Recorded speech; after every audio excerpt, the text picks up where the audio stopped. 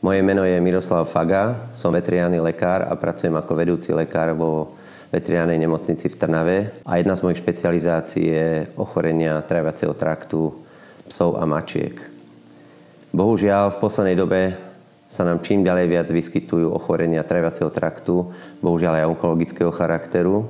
Prípady, kedy vieme diagnostikovať tieto stavy už vo veľmi neskorých štádiách, je problém, pretože čím skôr diagnostikujete problém, tým lepšie je liečiteľný tento problém. Našťastie v poslednej dobe sa objavili na trhu testy, ktorými môžeme testovať aj veľmi malé množstvá krvi v truse týchto našich domácich miláčikov a vieme zachytiť začínajúce ochorenie oveľa skôr, ako to bolo v dobách nedávnych.